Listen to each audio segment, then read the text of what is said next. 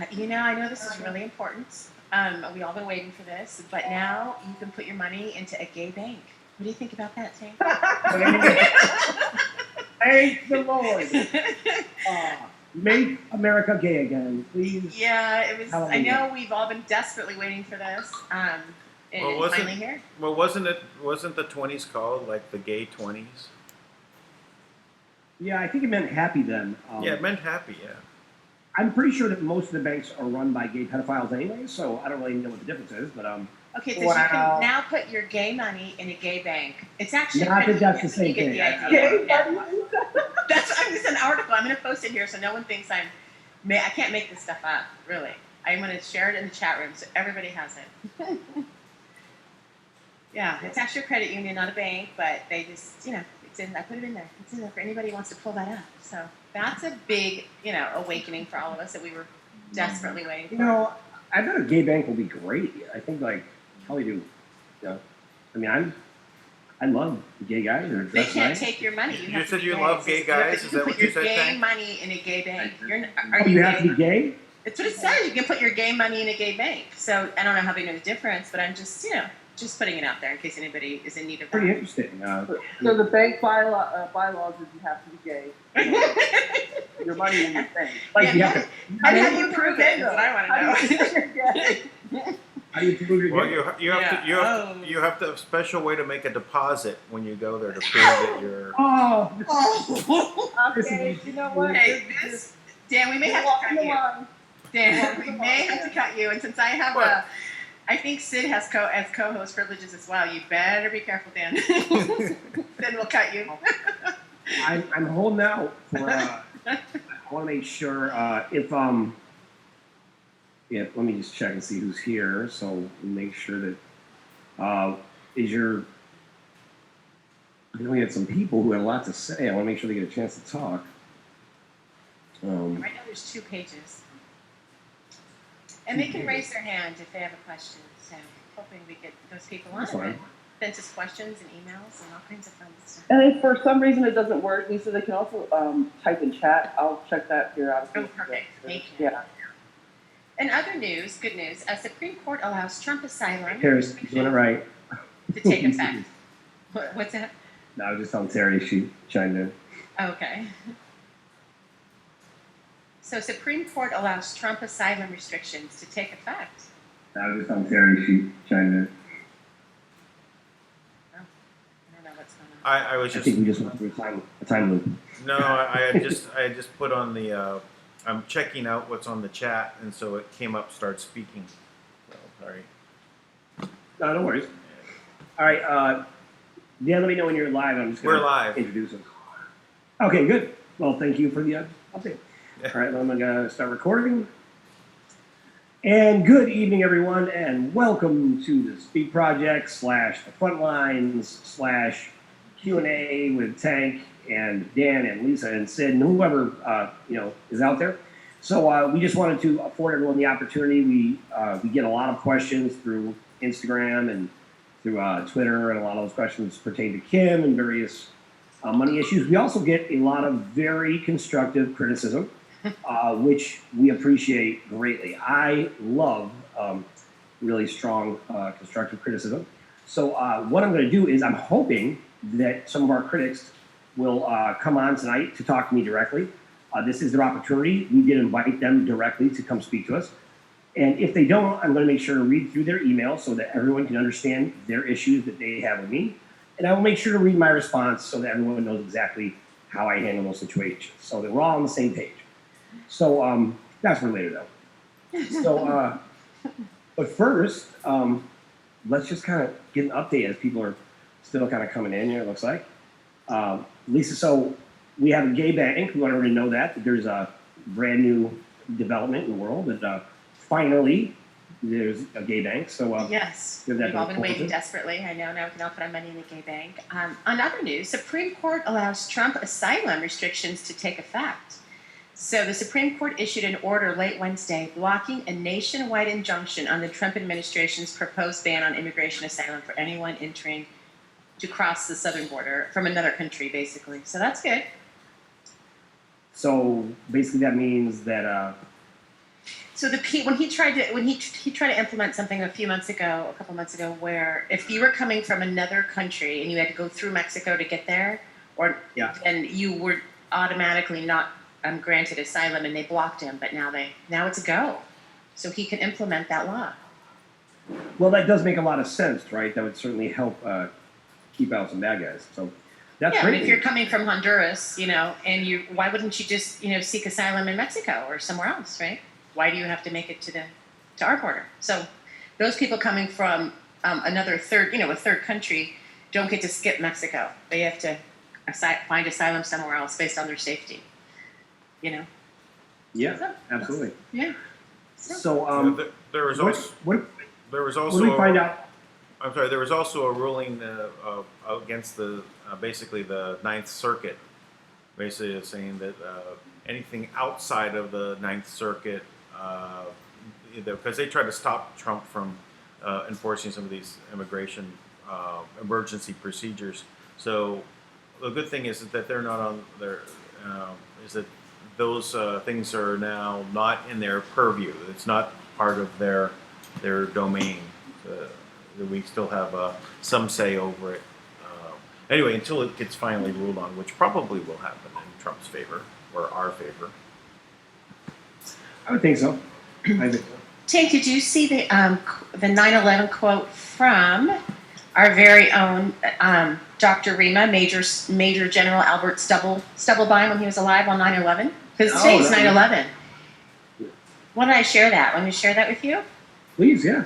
Okay, it's pretty cool. I'd like you to see it, and let me see if I can do this without,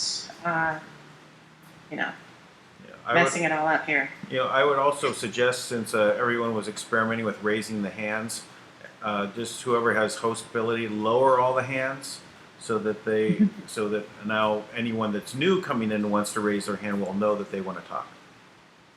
Yeah. Good call. I got that now. Can you see my screen? Yes. I can. I saw a missile hitting the Pentagon, not a plane. All of the sensors were turned off that day, and one apparently did not turn off, and it shows this object hits the Pentagon and did not look like an airplane. At each floor, successive puffs of smoke are seen, squibs all the way down. Those puffs of smoke are due to controlled demolition. The collapse of the Twin Towers will cause a controlled demolition. Whew. I'll tell you what, that man knew what he was talking about. I think it's very sensitive here in New York when you talk about the Twin Towers, but Right.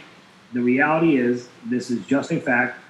You can actually see it's happening right now that Barbara Honegger is with that whole legal team, and they are working to expose the absolute facts behind the reality that the World Trade Center and the Pentagon were inside jobs. They were designed to cause a war. And if anybody wants to really get into that, you can go on the SP Project YouTube page, and you will see that Sid put up an amazing clip today. Tells a lot of a story very quickly. And I'll actually post it here too for you in the chat room. What's going on here on my screen, huh? All right. So let me just. What is this? Are you still? You are viewing Robert Allen's screen. How'd that happen? He shared his screen, so maybe you need to take off that that ability. Do not share your screen. And nobody share their screen. No telling what will happen. Yeah, we are afraid. Your screen. Got it. Figured it out. Thank you. Thanks for sharing. Thanks for I sharing. thought it was my fault. I was like, oops, did I do that? We're a well-oiled machine here, Robert. No problem. Okay, I'm silently in the background listening then. Thank you. Sorry about No I problem. put our YouTube video on the chat room. Oh, I keep, how do I always send it? Sorry, I didn't send it to everybody. I always send it privately to somebody. Sorry, I'll do it to everybody. I like to point out also, Andrew Collins has his hand up.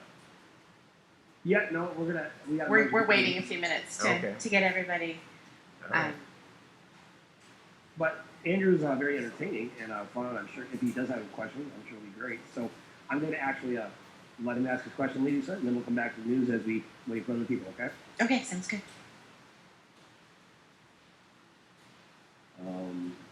unmute. Andrew?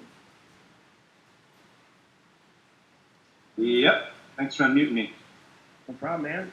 So, Andrew, you got any questions, answers, riddles, anything? Actually, got a question here. I do appreciate you guys, and hi, Lisa. Pleasure to finally talk with you. Dan, finally a pleasure as well. Good to meet you. I'm going to keep this brief because, well, first and foremost, I'm a member of THI Washington State. I'm one of the members of the country state groups of THI, and I have a Zoom call at 7, so I'm trying to stay on a strict schedule here.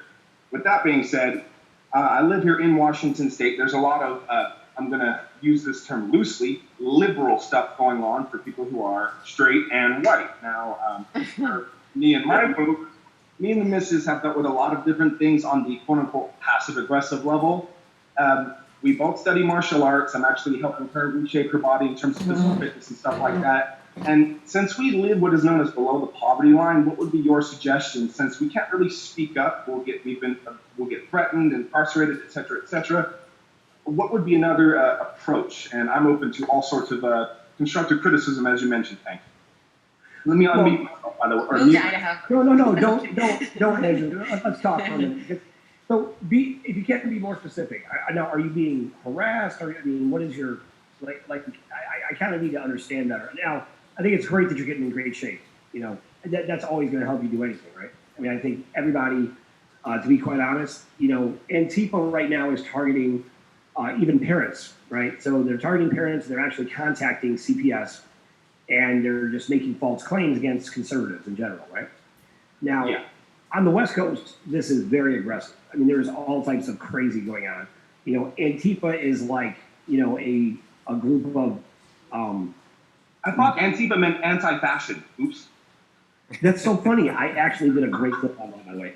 The anti-fascionists, they were actually formed because of a drag show gone horribly wrong. I couldn't keep it in. Sorry. That's not true, actually. But anyways, but what are you concerned? Are you concerned about being attacked by them? I mean, are they actually following you around? What's the... Well, I'm in all obvious sense of the word an alpha male. I carry myself as such, but not in an overly aggressive, pay attention to me fashion. It kind of just comes off slightly arrogant. And the idea is if I'm trying to help others who are not empowered, being a member of THI, what have you, in a state that does, in fact, single out people who try to speak up and stand for the voiceless and the weak and the oppressed, how do I deal with this without, stepping on toes? I also have a very strict series of rules that I obey in terms of like martial arts and things like that. So since you guys are closer to the higher up, I'm trying to expand my overview, one might say, of how do I change my approach? How do I change my approach? I have some, Okay. I may also have some way of helping him because I lived most of my life in Los Angeles and considered from a conservative point of view mostly of my whole life. But the real enemy of this I've known for my whole life also. So I've had that to go from, and that is that we're really fighting the banksters, that they're manipulating us from both sides. And so I always present this any of the conversations that I had where it tends to go to a liberal or conservative viewpoint is that neither one is a valid point because it's dividing us. And so I always bring that up. Okay. Right? And I say, don't be on either side. Be on the side that realizes that we've been played. And usually from there, everyone's in agreement. So you're on everyone's side. So you don't have to be on the opposing sides at that point. Thank you. Appreciate that, Dan. You're welcome. My personal message to everybody on our team, we have got to approach things with an attitude of let's do everything better than it's ever been done before. Now, as far as being an alpha male, I can relate to that. And let's do it better. Let's do it better than it's ever been done before. Let's demonstrate class. Let's demonstrate integrity. Let's demonstrate what it looks like to be a man. Let's set a new example. Let's do the same for our women. Let them set the examples to the world as far as what this looks like. Because at the end of the day, you don't have to say anything. Just exactly the person that you are already is more than enough. Now, by taking that attitude, being an ambassador for humanity in every place you go and everything you do, Now, you know exactly how this is. I know that you'll appreciate this, especially if you're into martial arts, the discipline that is attached to that. Now, I was a college wrestler and a lifetime wrestler since I was a little kid. And this is what I know about that. It wasn't when the coach was watching that I got better. It's when no one was watching. I didn't change who I was because I wasn't on camera or because I wasn't in a match, because I wasn't at practice. I did the same things all the time. I would train year round. I would have the same attitude when my parents weren't there. I was the same. I didn't drink. I didn't do drugs. I didn't smoke. I made sure who I was consistent in every aspect of my life. I didn't have a show personality.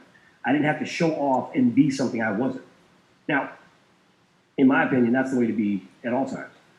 Now, we get to be ambassadors. Now, we represent something, right? Now, in the very name of THI is truth, honor, and integrity. Now, certainly we should embody those things. I think those are qualities that everyone should have. I create change. Before I even knew THI existed, we would talk about purpose, integrity, and execution. That we want to do everything with a very specific purpose. Now, there's a lot of conversations that you could have with somebody. For example, you might have the opportunity of speaking to someone who is defining themselves as liberal, who might be an obese, man-hating lesbian dressed in an Antifa costume. Now, those descriptive words I just used, you don't need to say any of them to that individual, because even though they are true, they might not be in the highest of integrity, right? You might hurt that person's feeling, and now you're sparking a response. Now, we have to pursue the best form of effective communication. I cannot emphasize this enough. The ability Master articulation, huh? Master of articulation. Well, first of all, words are spells, right? Now, Thomas has always talked about the words are spells. Mm-hmm. Now, but words are also there to disrupt frequencies. But when words are used in a proper way, in alignment with the frequency of who we want to be and who we are and the message we want to send, then what we can do with those words is we can use them just to direct our message to make sure that we're effective. Now, if you want to wake people up, you're going to have to pick them up where they're at. Like you can't start dropping like I remember this when I was 19 years old. I went into a religion that used the actual real names of the Messiah, right? And they said there's no J in the Hebrew language, right? Now I grew up Baptist, so I went home to my mom and dad who raised me Baptist, and I was like, "This is a fraud. There's no J. There's no way it could have been Jesus or Jehovah or John or James." Right? And I started, "There's no Jew." Now that was true, but it wasn't effective, right? So Wrong approach. Okay. Right. So it's not enough to tell the truth, right? It's not enough to be right and do the right thing. You also have to be effective, right? So you got to be considerate always of who you're talking to in any situation, right? And that's part of what it means to be a man. Part of being a man is realizing, okay, this piece of communication might not be effective here. So sometimes it's better just to be quiet. Now, I'm not telling you to be quiet in general. I'm just saying you just got to know where to do it, especially up there in that environment, which, I'm here in New York. Yeah. It's so tough. Yeah, no, it's tough. I get it. I'm in New York, and I'm surprised at how many conservatives there are. But I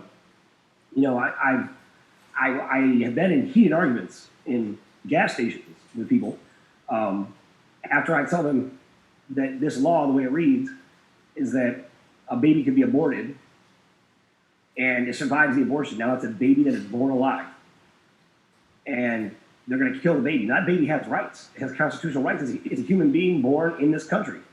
Yep. Period. It's naturalized. It's life. It's alive. There's no question. There's no interpretation of that that's any different. And I tell them that according to this mandate, this statute here in New York, you can kill that baby. And I've heard people go off saying the last thing anybody needs is an unwanted baby. I'm like, no. That is not your decision to make. The wrong approach. Right. No, that is not the right decision to make. That is not your decision to make. That baby now has its own rights, and we have a responsibility to represent that baby that is alive. Now, in your neck of the woods, the real question, I think, by the way, with this argument, it's not an argument. It's a fact of the matter is there are constitutional rights which are unalienable, which cannot be taken away from us. We do not live in a democracy. we live in a republic. Because we live in a republic, we have guaranteed unalienable rights that we were born with. That means because we were born with them, nobody can take them from us. And that is important for everybody to know, because as they are giving up their rights and they are cheering for it and willingly walking into gas chambers, willingly walking into a system where they have no choice, they have no voice, they don't realize the damage. But the reality is a lot of these groups, they have certain lifestyles that were only afforded to them because they had freedom. Now, this is not about the specific issues attached to abortion or to vaccines. It's really about them taking away our constitutional rights. And that's what it means to be American. That's even why they want to destroy the border. And that's, I think, where we need to get people, that's the common ground we need to get to, that we can all agree. Like, don't you want your freedom? And by giving up this freedom or taking it from me, you realize you're giving up yours too. So that's the way I go with it, Andrew. Thank you very much. Lisa, anything by chance? I always prefer the opinion of both man and woman. I need to learn balance these days, so anything is welcome. Yeah, I think that similar to what Tank said, but I think if you behave in a manly way, I think that is a natural attraction to both men and women. And I think you live by example, and I think that we need more of that. And you will attract more people doing that, and more people will want to behave that way. Thank you. You guys are incredible. Thank you. Amen. Yeah, of course, I appreciate what you had to say, man. All right, and he's down. Oh, lower hand. And we'll go down the list. Make sure there's no other questions here that I'm not missing. Well, I don't think we invited them yet. So maybe we invite people to actually raise their hand if they have a question, because we had them all lower them, right? Yeah. So anybody who has questions, you're welcome to raise your hand now. I'm not sure exactly how to do that. I feel like we're in kindergarten. Before you do that, Lisa, can we just make sure the sound's going in and out? We want to make sure that it's On my clear. end? Both of you guys are going in and out. Oh, darn it. That's annoying. Okay, well, let's see what I can do here. Energetically, cut those cords. Open up the line. That could be the cue that knocks me. No, it's okay. We need you. Actually, just so you know, I don't hear you going in and out. It's so weird. We're recording it, guys. It should be okay on the recording. Although sometimes it's not, but whatever. It is what it is. We do have a bunch of other questions that were sent in to us that I will go through here in just a moment. I just want to make sure anybody who is I have alive. more than even that, Tank, that you don't have, so I'll forward this Oh, as well. well, you can actually, Lisa, you can just read them off if you got them, if that's okay. Okay, you want to do those before we take questions from the group? Well, let me just check with Terry, because she's Okay. bumped up. I want to make sure she doesn't have an actual question. Hey, Terry. So, do you have any questions, answers, solutions, riddles? Wait.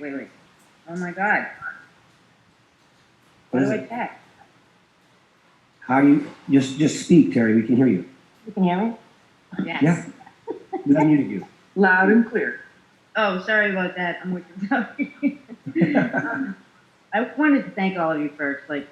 Seriously, you guys are like superheroes. And thank you for all the information you put out, all the hard work you guys do. I'm so grateful, and I really appreciate you guys. So I wanted to thank you. Go ahead. No, that's all. Just thank you. Yeah, no. This is the question I have. I guess my journey of awakening started a year and a half ago. I'm 52, and I have spent probably 8 hours a day, 6 days a week, doing this and looking up all kinds of things, and I had no idea about any of it. I was completely locked into the program. How do I find out the truth? There's so many people throwing so many things that were star seeds, and how humanity started, how it didn't start, who the creator is, who the creator isn't, who's the good guys, who's the bad guys. How do you do the research to find more truth? Where can you start? You know what I mean? I would go to the Speak Project.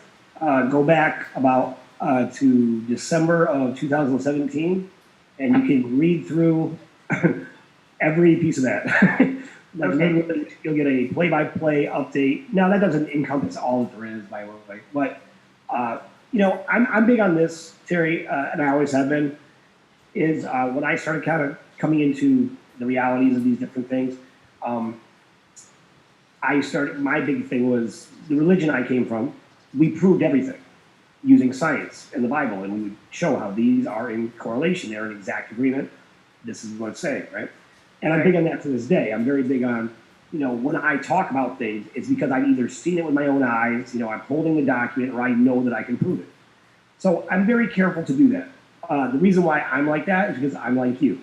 I find that the expansive narrative from so many different people almost never matches up.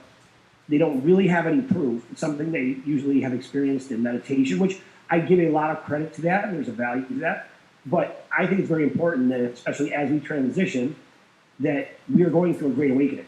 And there is real facts out there. There's things that are available that we can prove and we can look at and see. And I think it's very important that we have a leg to stand on. So, as far as starseeds go, and that being the official definition, I don't use any of these labels, any of them, right? Because I don't think there's any value to them. Because as soon as I put a label on something, I'm now limited to what my experience is, right?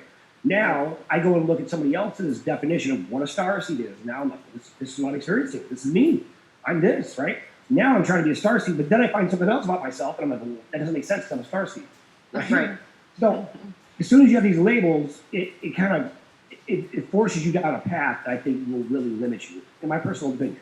Now, No, I do that. my evidence of that is this. When babies are born, babies' hemispheres of the brains are not separated. They're just one. So their creativity and their logic, their ability to manifest and to exist is completely connected. They learn anywhere from 30 to 100 times faster than we do. They are constantly absorbing things. They don't know any words or languages, and they don't have any labels. They just are naturally experiencing things, and because of this, they're able to absorb things a lot faster, right? They're also in tune, in such harmony with nature, that when they have a desire, that the creation responds to them, right? You could have a mother, right, who's at work, and her baby will cry out from home, and she will begin to lactate at work because her body is part of the creation, and it's responding to the spiritual needs of the baby. So the baby is hungry, the mother's body responds. Now, really, it's absolute evidence of just manifestation. The woman's body also creates 281, at least that we know of, nutrients that cannot be replicated in nature. And the woman's body creates the exact nutrients that baby needs to develop into the healthiest possible version of itself, right? Now, if you look at yourself that way, right, and that's kind of what the Messiah said. The Messiah was like, unless you become likened unto this little child, you have no place with me, right? Because, and it was really an infant he was talking about. He was talking about a baby that was crying, and they tried to get the baby out of there. So the whole idea is that the baby has no preconceived notions about anything. The baby is an open vessel and just kind of lets things flow. And what it knows, all it knows it's alive. And it knows what it wants as it experiences things. So I would say that's the first thing. But I do think the Speak Project is a good place to start. We have been very diligent about putting things out that are true. And that's not just a personal plug because we don't get anything from you going there, right? Like we're not selling any products. We're not advertising. We're not soliciting donations, okay? Now, any other site that is not doing those things, I recommend going there too. That's your best chance of getting the truth, right? Because they are not going to steer you in any one direction, because they have a financial commitment or attachment to something. Okay. So I think that's a good place, another reason. But I will say this, we do a ton of work at the Speak Project, and all of our people, we have a lot of people that are constantly researching, constantly looking for the truth. And, Sidori is a hard taskmaster. So if we mess up, we all get punished, right? So, we can't mess it up is my point. So, I would recommend starting there. And then, certainly Thomas has some things that are incredibly invaluable at THI, and you can go check that out. I'm not sure what the website is, but there's definitely value there. But So I need to look for sources. There needs to be sources, just not opinion.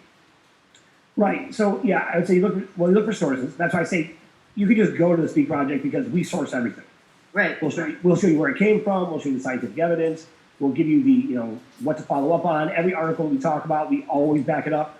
we have a lot more information too that we sometimes don't put out because we can't source it, you know. So you can go there, and then you can also ask questions anytime you want. You can send, you know, message to us and, you know, bring something up, and we'll research it for you. We have access to a lot of things that other people don't, you know, that we can get our hands on. We have quite a few connections in various arenas all over. Look, December we want 2017, right? yeah. I mean, you just basically go back to the beginning of the. I think it's under. I don't know. At least what's under tank log. I think it's under my. It's That's all. a Sid question more than I would. Sid would know that more than I shall have her do that. But I also want to put out, before we answer that, too, is our email. Tank, for anybody on this line who wants to email questions in the future, is admin@speakprojectmedia.com. So, because that's important. I'll put that in the chat room as well for everybody. Thank you. Mm-hmm. So thank you so much. I know a lot of people want to ask questions. I just want to say that Kim is amazing, and wow, I love Kim, and Sid is a rock star. Yeah, we agree. I think she fell off the line. You didn't cut her, did you, Tank? Oh, there she is. She popped back up. It's amazing how that happens. I'm good at that. Yeah, she's got magical power. So, Sid, do you want to share? I'm going to unmute you. Do you want to share where people can find that on, like, where's the best place on our website to do that?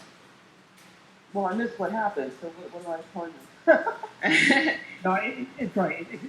Anybody, like, you want to start doing some research, you could actually kind of follow the journey as things were unraveling every day. I mean, we were posting 1, 2, 3 articles a day.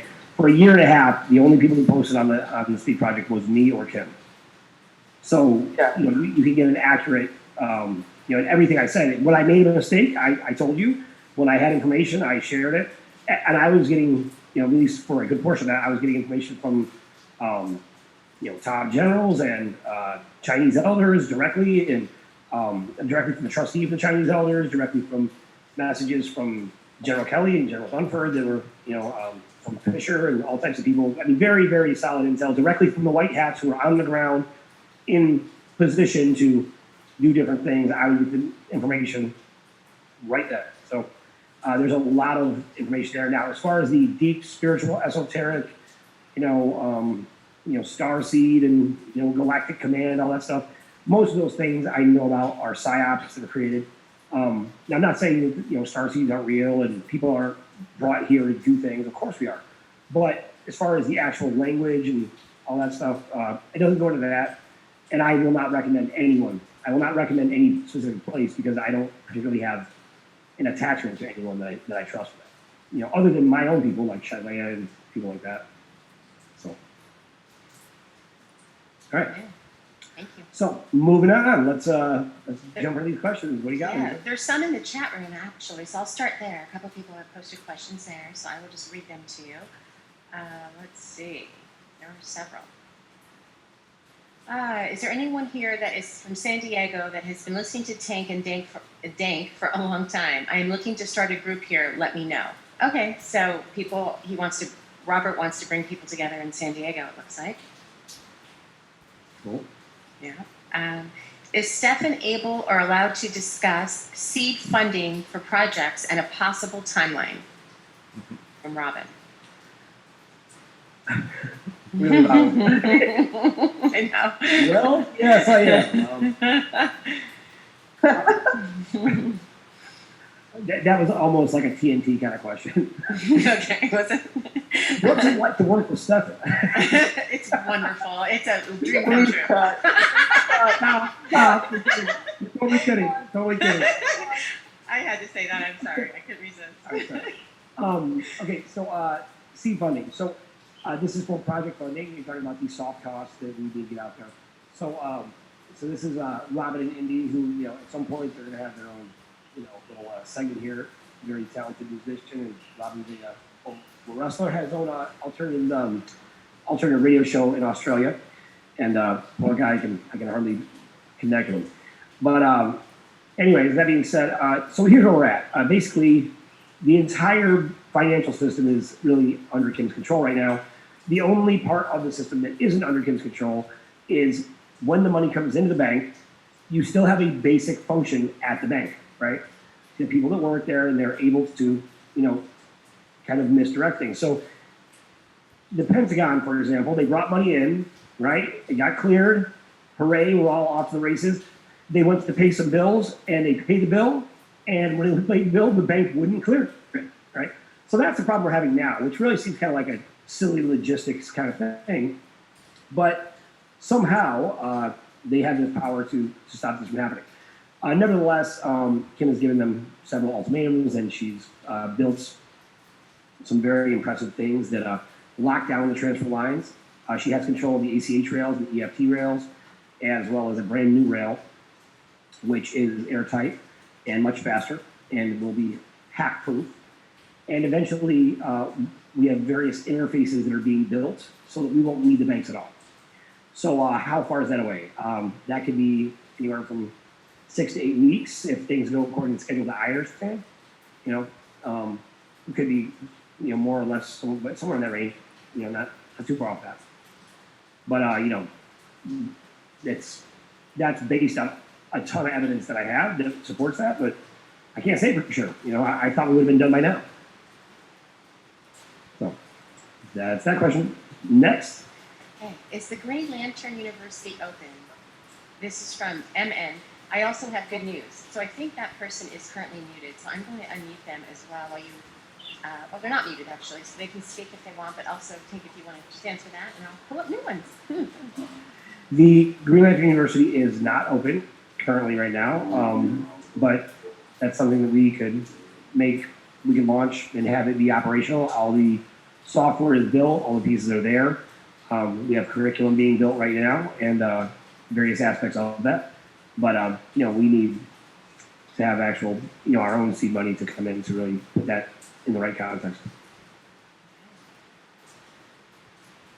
All right, thank you. Dan, if you have any questions too, you can just put them into, copy and paste them into chat room, and we'll just go down the list here. Okay. Okay, what is the source, in parentheses source, and galactics, and where does God fit into all of this? Because isn't God over everything and everyone, including these so-called aliens, which I believe are only demons, question mark. Let's break that question up again. Okay. Let's go through each piece of that. Yeah, what is the source and galactics, and where does God fit into all of this? What, now, is this a question of somebody who's here right now? No, that No. came especially from to me. And Okay. I told them that I give it to you, that I really wanted you to answer it for them, and they are big supporters of us, so I'll let you handle it. What is this source? Yeah, what is this source and galactics, and where does God fit into all of this? Is the first part. So God is there is a God, and God is source. These are not separate things; these are one and the same. Now, if you look at source from the standpoint of the ultimate source, substance, limits, bounds, essence, and origin of all things, this is God. This is one and the same. Now, if you look at that, you can actually understand that this is the same particle that makes up everything. And to be quite honest, that means good and evil. Now, either it's that way that all things go back to God, or there is another God, right? Now, this is speaking directly to someone who's basing everything they're talking about on a monotheistic religious belief.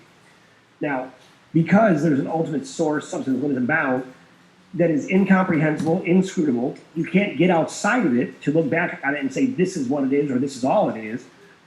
God has to essentially take on a shape and form, right, that we can recognize as being, you know, righteousness or whatever else you want to call it. Now, God is infinite and eternal. Now, to think that in his infinite wisdom, his ability as the creator, the ultimate source of all the galaxies and universes, to think that everyone else is a demon and we are righteous, only us, only we're saved, right, is absolutely ridiculous. God is the creator. He would be the God for all other races as well. It would be the ultimate source for everything. So that's the first thing. Now, as far as these galactics go, there is galactics that have tried to present themselves to act like they're gods. And there are actual demons that, you know, the jinn, that, you know, were servants basically to Solomon, have done various things like that. Now, all of that is real. These are parallel dimensional beings that exist for us all time. You have angels that we know, you have here, also you have demons, the same basic existence, right? with all types of fourth dimensional beings, fifth dimensional beings that coexist and cohabitate with us every single day. That's why we are essentially spiritual beings as well. That's why when you go to someone's funeral, you'll see them there laying in the box, and everyone's crying their eyes out saying, I can't believe that, Anthony's gone. But Anthony's laying there in the box. If all he is his physical body, we mean he's gone. He's right there. But he was more than that, right? It's the spirit that is in someone that makes them who they are. And this spirit comes from God. So, now all the galactics, they're in harmony with that too. They're not fighting that. That's why everything operates according to natural universal law. It's just the way it goes. Now, what was the next part of the question? Because I want to make sure I don't overlook. Okay. So we got that part. What is the source in galactics? Where does God fit in? Isn't God over everything and everyone, including these so-called aliens, which I believe are demons? I think So, you answered that quite well, Ken. okay, I just want to make sure that I hit all the points there. That was the whole thing. Okay, there's actually somebody in the chat tank, David Ferry, who raised his hand. So maybe we could unmute him and go there. And then we'll go back to these questions. David Ferry. I don't I see. think he's on Hello, page can you 2. hear me?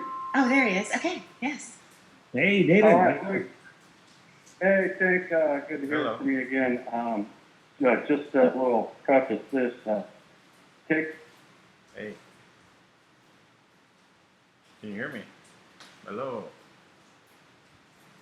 Yeah, we're doing the Zoom with a Q&A. Everyone's asking, is Tui going to join?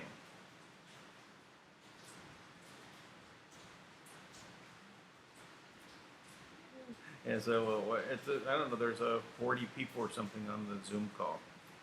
It's in in Telegram, so you can join it now if you like. All right. Can you talk now? Okay. All right. I'll let them know. The rooster can talk too. Okay, I'll let them know you're coming on.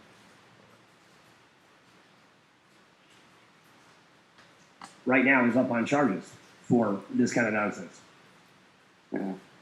Because So I'm listening to the THI in California, and we're, trying to plan what to do, and I guess the first project would be some sort of food, I mean, this is the breadbasket, so I don't think we're going to compete with the farmers, but pretty much try and get the farmers off of the glyphosate and GMOs. But I think we're doing, maybe it'll come down to one of those domes, biodomes. And, but it's, it's slow going, a lot of people, talking and getting involved. And like you and I did, it's like, I want to do.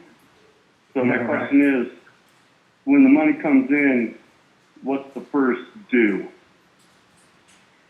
Well, I think it depends on the level, Offices or. Yeah, so at Create Change, we set up, we have about 167 different groups set up around the world, and they, all have a contract, and what they're doing is they'll take their basic salary, and what they'll set up is they've been instructed to make sure they take care of their own personal business first. So take care of you, make sure your bills are paid, make sure you're comfortable, make sure you're in a safe environment, make sure you have, you have clothes and your kids are taken care of and all those basic things. And from there, set up your office space so that you can function, right? That's what we've told our people to do. We've been working on this for quite some time. And then as far as projects go, with what actually needs to take place first, there are 6 key things that have to launch simultaneously. And we have all of those pieces in place already to at least make a serious dent in those things immediately. And that comes down to, the first 3 that we think are most essential is we need to have a equal footing in the mainstream media. So we are very far developed in this, into negotiations and just trying to manage it and time it just right, and hoping that we do, so that we can stand in a place in the mainstream media where we are on equal footing with the actual, other guys who are constantly reporting propaganda. Because if we don't have an equal share of voice, there's no way to correct the ship because people are constantly being fed lies. So we need to have the support to pull that off and get a voice in the mainstream media that's not being blocked.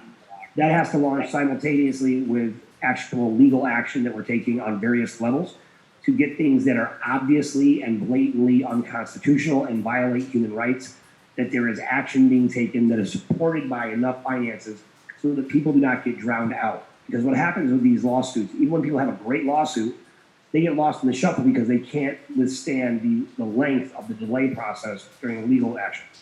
So we have several RICO lawsuits, which usually settle in about 3 months because everything is written and documented properly. And we have those set up, and we have all those pieces in place, about a dozen of those around this country. And we have a couple of things in other countries, but I'm not as familiar with that.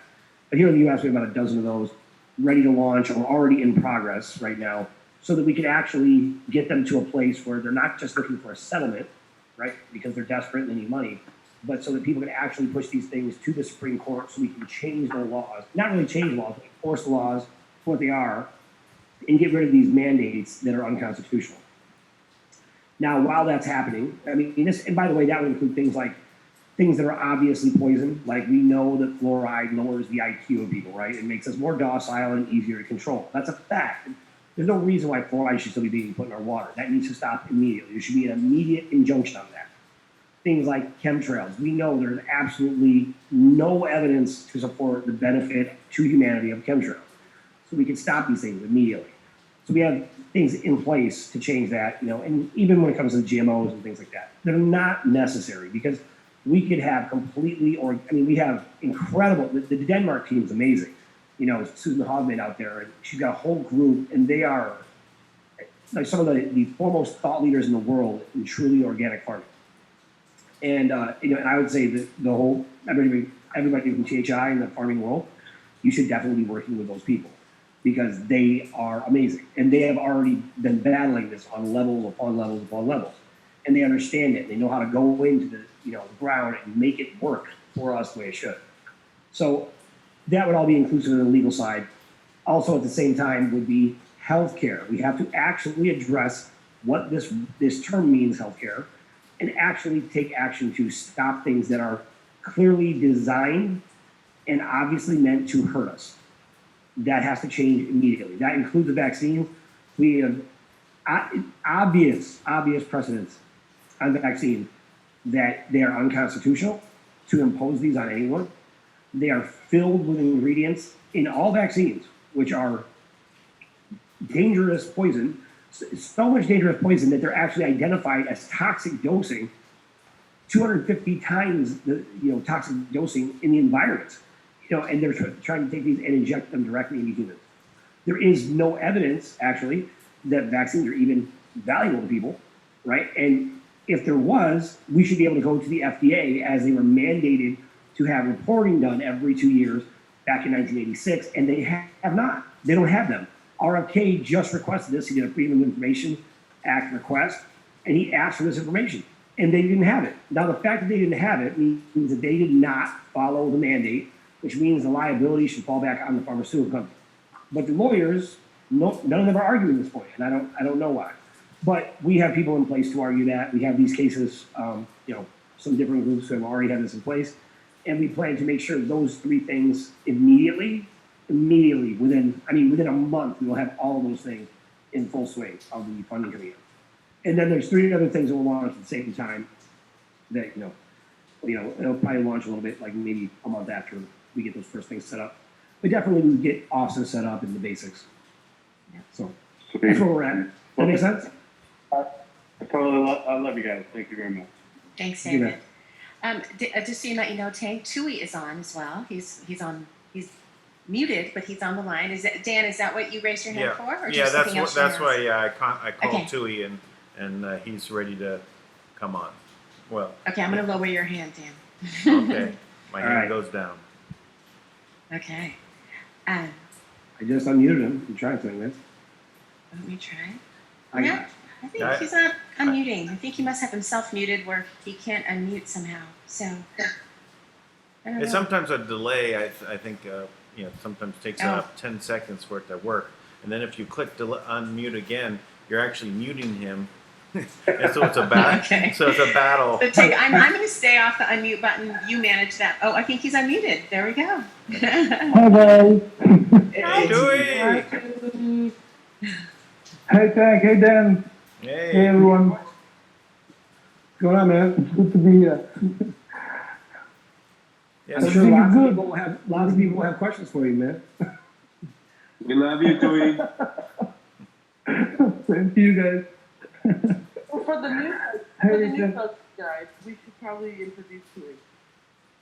Good idea. So, Tui Loma Loma is the Tui Loma Loma is actually Tui. I don't even know how to give you a proper introduction, man. Could you just explain who you are?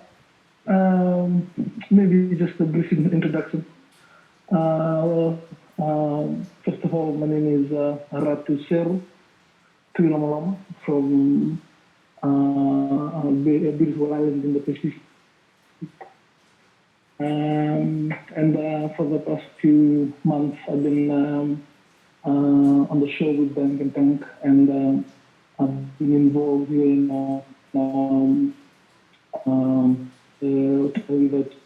in our native tribes in the Pacific, trying to just reestablish and wake everyone up, about the sovereignty and how to do that in the different level that sovereignty exists in the personal level, in the different financially, economically, and all this different awareness that everyone here and hopefully everyone around the Pacific in the world will be able to wake up to it and realize this special time that this awareness is coming back to the planet. And so, yeah, that's basically just a little bit about me. I'm from a Chiefly family in Fiji, and working together with the rest of our chiefs, trying to spread the awareness back and not just learning, but physically moving around and do that physically. So whatever that whatever lesson and experience that may be. And so that's basically just a little bit about myself, and hopefully we'll be able to meet everyone soon and be able to know me better and know the people here and know everyone else better. So yeah, thank you very much. Much love and blessing to everyone. It's a pleasure to be here and talking to you once again. Thank you.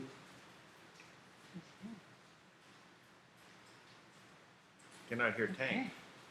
Tank's talking, but we don't hear him. Oh. I love that dude's accent. Sorry, this is Andrew. Hey, Tank, we're not hearing you. You were talking, but nothing's coming out. How about now? There you go. Now we can hear you. All right. Hey, Tui, you want to give us a little bit of an update on, or can you give us a little bit of an update on what the progress is? I know you've been working kind of on the ground to get things rolling there in Fiji. Yeah. So since the last time we talked, we've managed to get connected to the last moment. The last time I talked a little bit about the native trust that we have. And I've been trying to keep that on a low so that we'll be able to walk and get connected to that. It's just simply 100 years ago, about in the early, late 1800s, 1900s, there were just chiefs here in our island able to invest in some of the financial institutions all over the planet. And they were able to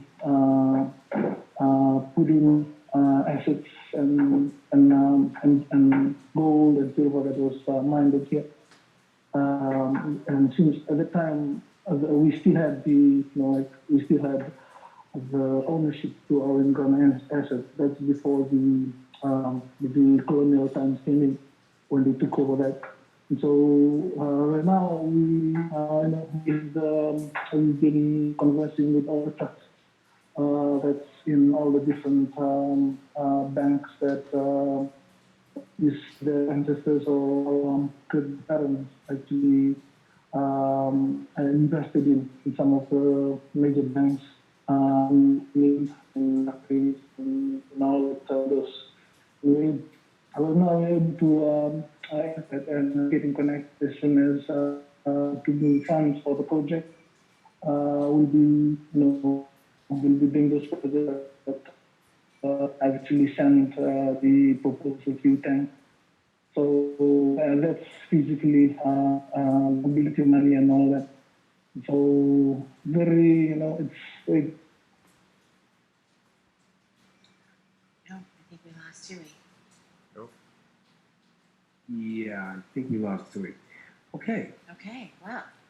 Well, Go ahead, Dan. I can probably add a little one. I'm trying not to say things that I shouldn't say, but I know that all these investments and things that they had done over the last 100 years, and these funds, they invested in many different types of projects, from water companies to oil companies, solar farms, just varieties of projects that money was invested in.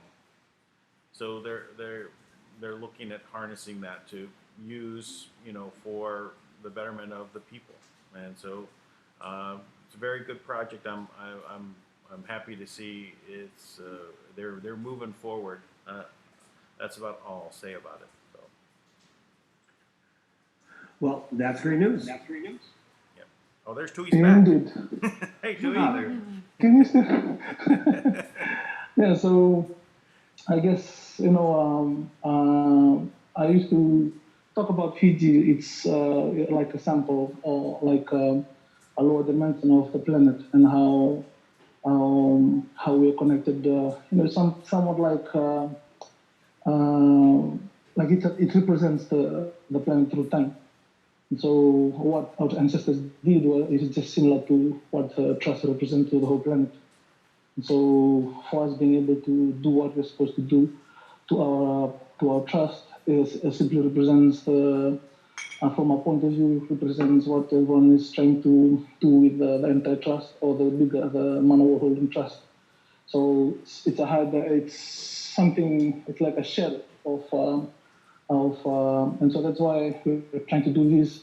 Because for us, it's the same thing as you guys, reaching out to and trying to organize yourself so that you can move the funds from and fulfill what sovereignty means to everyone on the planet through the Manna World Holding Trust of King.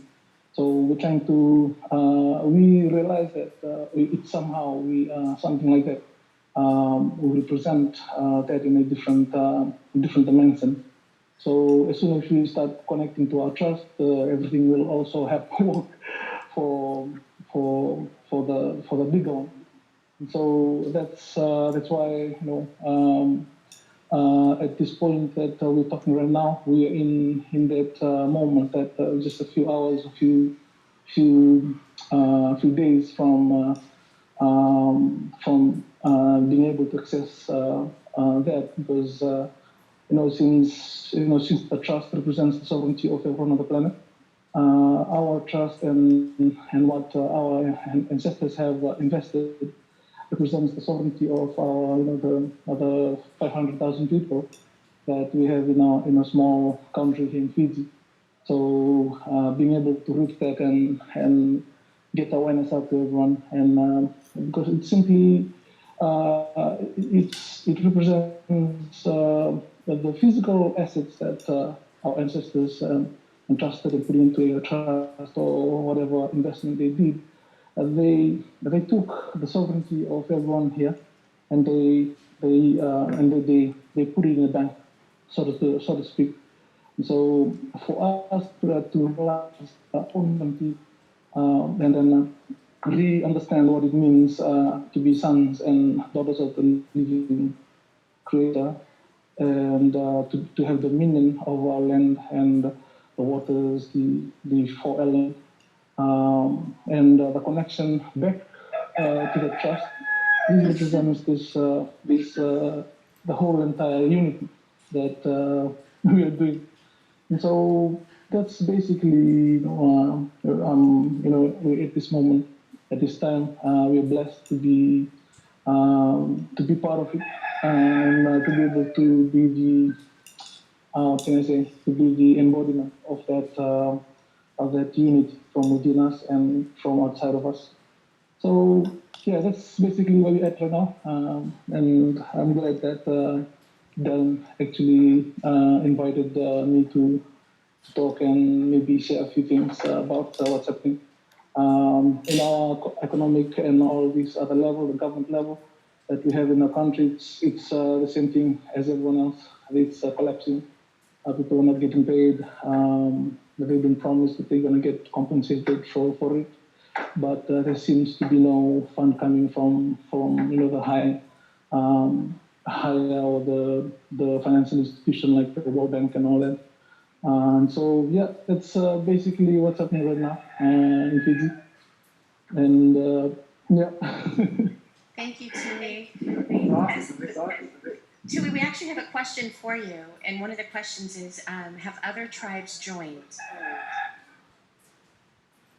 Oh. I don't want to unmute him, Tank, if you do. The delay and all. Tui? Yeah, it was a question for Tui, but he's muted now. Maybe he muted himself. Oh, wait, Tui. Okay, now he's good. Okay, it's just delayed. Miss that rooster. Yeah, so the question was, has other tribes joined in? Yes, they already spiritually we already understand we're already united in these chains. So the only step that we have to take right now is the physical step that we have to reach out physically to everyone else and recognize them. And so that's basically what the Return of Manna project that we're doing is all about. And so for us, that physical meeting is very, very important. That we go physically to wherever they may be, or they come to us, and we meet each other and ultimately heal the separation that's been going on for all these thousands of years. Whatever that separation may be, whether it's an individual, spiritual, physical separation, or the relationship between tribes and countries and different kinds and tongues. So being able to meet them physically and understand the differences that we have, this will actually heal all this, and we'll learn the unity together, and we'll learn from each other, and we'll be able to recreate a new reality that we want to change. So that's basically what's happening on the planet right now. We're just trying to heal the separations that has been happening from for all the different multiple levels that it has existed, and we'll try and mend that together. So it's the separation is all in the illusion of the mind. So being able to physically meet helps this the healing to accelerate really, really fast for everyone. And so that's basically the Manna project that we're gonna be doing. There you go. That's great news, Tui. I'm very encouraged by that. I'm looking forward to seeing how you break through. And glad you're setting the example. So I'm glad you're here, man. Good to hear your voice. We miss you. We missed the rooster too. Okay. Okay. Michelle, we see you. Oh yeah, you're on video, Michelle. Just It's after that. okay. Yeah. Maybe our sound is off for her. Oh, So random. yeah. Okay. All right. Oh, she just unvideoed herself. Okay. There's So another. okay, go ahead. Okay. Does Or is it- anyone have a copy of the contract/treaty that was created when off-worlders, I believe, came to the 5 original tribes and instituted martial law eons ago? Yes, Kim definitely has a copy of that. All these things are registered actually in the trust and in what I believe she is referred to as the Black Server for the United Nations. All of these events, everything that you can imagine, all the history is all registered there on the quantum system. Okay. The quantum mapping system has been around for a long time, and it has recorded everything. So yes, Okay. I don't have it. Okay. Because I think they general, want a copy of it, maybe Yeah, available it's at some later not point, right? I am aware that a lot of people ask very politely for information, and I really, believe me, anything I get, I put out. Okay. And that's why I put out the cease and desist letter from Kim and the actual contract between the Kingdom of Manna and the Manna World Holding Trust to show they're different organizations and that the Kingdom of Manna only exists because of Kim. Anything, and there's lots of photographs Kim has sent me and shared with me of the actual code books that are very legendary and things like that I have. But I put these things out, like when the Dragon Family's rings, I put out. Now, I would love to get my hands on those documents because I love accurate history, Yes. So as we get them, I will definitely bring that up to Kim. But there's a strict rule pretty much with the trust that it doesn't print up anything anymore because everything that gets printed up from the system gets used against Kim to try to steal from her. Right. So, And manipulated in some way, I would imagine. yeah, people try to claim it as their own, and they leverage it and they create more fake money, and this whole process continues on and on. Right. So that makes sense that that's will come out later. Another question is, what is the QFS, and when did it begin? Is there more than one QFS? The QFS, the Quantum Financial System, is a myth created by the CIA and the Dragon families to make it seem like they had control of a quantum financial system. There is no quantum financial system. Okay, the quantum financial system they described are things like the Hercules system, which has just been brought back into Reno. And the Hercules system, the last time it launched back in September, I believe, it lasted for 12 minutes before the quantum mapping system completely took it down. So Okay. now the quantum system, the actual quantum system, which is more natural intelligence, has been around for thousands and thousands of years. And that system is a true mapping system. It has mapped every single thing on the planet, both living and non-living, or animated and inanimated. Everything on the planet of any kind of value has been mapped and in the system. And it has many other abilities as well that are not utilized by Kim. She shut those things off when she became the trustee, but they were utilized by the previous comptroller of the trust. And that's things like mind control and frequencies being put out to manipulate, growth patterns and to do all types of things. There was a frequency that was actually in the trust that literally you could have just put it to a certain frequency and it would have turned everything on the surface of the planet to dust in a matter of seconds. Oh, And wow. Kim thought that all those things were entirely too powerful for any one individual to have control of. So she turned over those controls to a larger committee. And there's a few things that she has been able to do, like she's used it to bring in source energy directly through the electronics and the computer system, so that all of these things they use to make us sick actually bring source energy directly through to us. And that was to increase the amount of source energy. And the reason why she was able to do something like that is because that does not in any way hurt anyone. And that's all in line with source or with God and in agreement. And that is part of her agreement. So the quantum system is a mapping system that extends forward and backwards through time and space.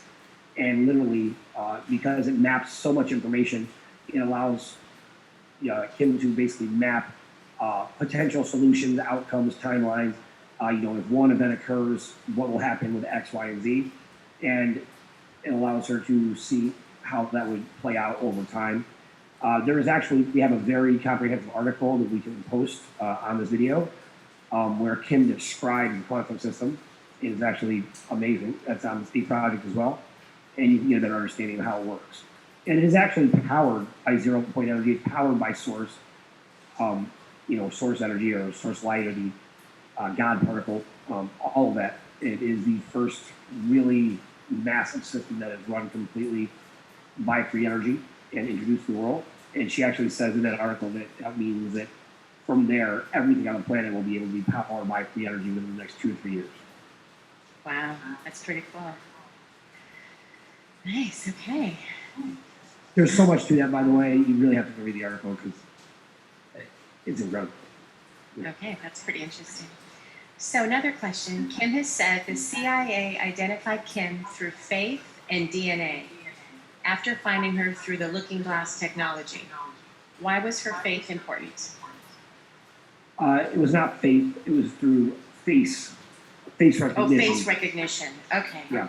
I was, maybe it was a right. typo. Well, no, actually, I mean, so they used facial recognition software. I believe that was back in 1989 or something. They recognized her because they had already seen her in the Looking Glass project. And then they were able to identify her DNA. Now, everyone makes this about money, but if you ever really had a genuine conversation with Kim, for her, it's all about restoring the natural tornadial energy field of the planet. Originally, what you had on the planet is you had 7 Arks of the Covenant. And these 7 Arks of the Covenant were strategically placed in different places on the planet. And they were temporary, but the metal, the alloy, right, that was the Arks were made out of, were actually a conduit for source energy. And what they did is they allowed the tornadial energy field that creates all the life on the planet and allows that to grow, which, others would call that is the energy and the life force of God, right? And that, those 7 arcs placed around the planet would allow the energy to flow in such a way. That's why, and this is very well documented. If you can look back through history, you'll find great, massive grave sites of giants that are not giants from another planet. They're actually just people that were bigger, right? Because we were healthier. Mm-hmm. You'll find rock structures that look like animals, and they've actually done genetic tests on these. They pulled the rock out, and they realized this really was a lion. This really was an elephant. This really was this massive bird, right? And they found that the world, and that's why you also have technology that used to exist here, that flying machines and all this. This is not biblical. This is actually written about in the book of Jasher. It's also written about in the book of Enoch. These are things that are written about in the book of Exodus when it says that when the spies were sent over into Canaan land and the spies came back, they said, there are giants in the land. And they actually talked about and described this, and they said how you had 2 men with a rod between them, and on this rod they had one bunch of grapes. And it took 2 men to carry them because the grapes were as big as a man's fist. One grape was the size of a man's fist. So you had an existing time on the planet when the energy fields and flow were so much stronger that the vegetation was bigger, the trees were bigger, the people were bigger and stronger and healthier. So that is what Kim has always been working for. So when people started talking about the high-speed monorail, and people thought, what a silly thing to be focused on. Well, the reality is that Kim is the only human on the planet who actually has the alloy, the actual recipe for the alloy to make this metal that was created the Ark of the Covenant, and the entire train for the monorail will be made from this same alloy. Now, when this is actually in full production, which there's already prototypes that are made and working right now, but as this is put back into place on the planet, it will restore those tornadial energy fields. And people will be healthier. It will literally get rid of disease naturally. It'll make it so things like vaccines won't even matter because people will just be naturally healthier. In riding on the train, people will get healthier just by riding the train. And this will connect all the energy fields on the planet. And it will take away most of the damage that, that we are worried about now will disappear as this happens. And then it might take 30 years to finish that train, but as that goes on, that's always been her goal. And that really, yeah. Oh, someone's talking. That was Stevie, sorry. Oh, okay. So I don't remember what the question was. Hopefully that answered it though. It did. You're good. Okay, actually, Andrew Collins has another question. He raised his hand again, so I'm going to unmute him. Okay. Go ahead, Andrew. Woohoo! Thank you. All right, so particular specifically has to do with HR 204, American Poverty Restoration Act of 2019, that was supposedly put on the desk of Trump on 27/18. My question is, why in the hell has it not been brought to public light outside of a small part of alternative community that we're all part of? Well, Andrew, I'm glad you asked that question. There is a diabolically corrupt organization that is running behind the scenes. I mean, come on, dude. Like, you know why. Okay? But I will answer that question. Because there is a deep state that is the deep state of the order of the cabal of dragon families, a massive group of elite pedophiles who believe that they are the bloodline and they can do whatever they want. So whenever you would have a bill that would actually help the people, any option or thing like that would come up, they will not bring it to the public attention, because what it would do is it would start to take down, the house of cards that they built. They don't have a plan. They don't have the ability to change things. So when it comes right down to it, they haven't passed any real legislation at all in the House. They've spent most of their time the past 2.5 years trying to impeach President Trump, right? That is all they want, because they know that he has a mission and an agenda to take them down, right? So because that's his mission, part of that would be getting rid of the IRS. Now, you have a lawless, wild, wild west system that is an absolute, it's abominable. They don't respect the Constitution. They'll put laws in place and not even ask us. They'll just, Cuomo will just be like, hey, guess what? We're taking all your rights, and by the way, I'm $48 million richer. Peace out. They don't care, right? That is their MO. Now, it does take, that's where, really gets dodgy, especially in places like where you're at, Andrew, where we do have to take a stand. That's why it has to be about our rights. Now, you don't have any rights if no one's enforcing the law. And right now, because the judges, many of the judges are corrupt, much of the Congress is corrupt, much of the Senate is corrupt, you have a president who's fighting, but he's doing it surrounded by, vipers, snakes, scorpions, it's a crazy place. He's in a huge snake pit, essentially. Exactly, very much of a snake pit. And this is why it is so essential. And I say this all the time to our team. We have to do everything better than it's ever been done before. We have to set a tone, have an attitude, not of arrogance, right? Men being confident is not arrogance, right? It's not arrogant to be confident. It's also not toxic masculinity, right? It's certainly not toxic masculinity. That's what I've been dealing with. Sorry to interrupt. That's what the questions were about earlier about that. Yeah, and I'll tell you, as far as that goes, I will open a bar called Toxic Masculinity, and I guarantee you the prettiest, most successful, intelligent women will be there every night of the week. Absolutely. Because at the end of the day, there'll be lines around the corner. the fact of the matter is, everybody knows this. The last thing we need is another guy who's willing to walk away and turn his back as a child, as they're passing laws that are poisoning our children, that are abusing our women, and all the men are just supposed to be like, hey, let's hug it out. No, let's not hug it out. Let's stand up and speak together, damn it. Pardon my French.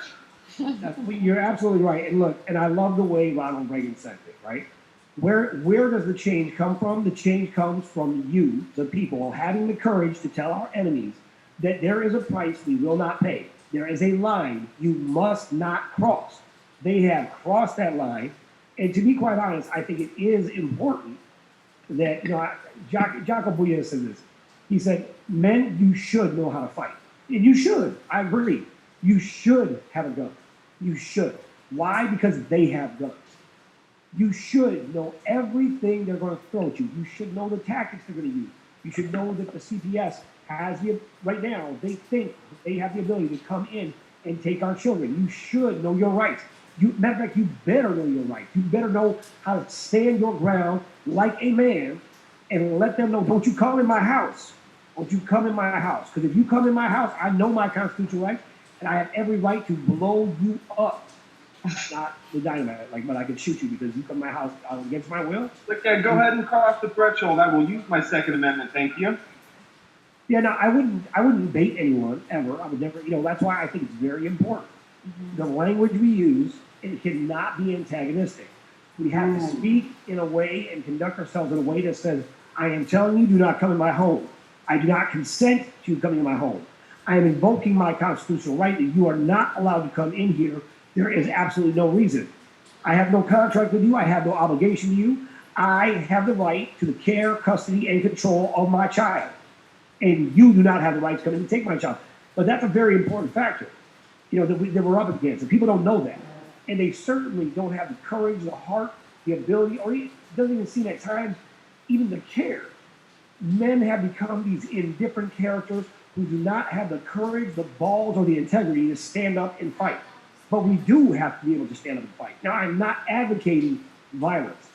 What I am saying is exactly what President Reagan said. There is a line you must not cross. There is a price we will not pay. And I'll tell you right now, I will not pay the price of my child. I will not. There is a line you will not cross, or you will get shot in the face. And I'll tell you, that's just the way it is.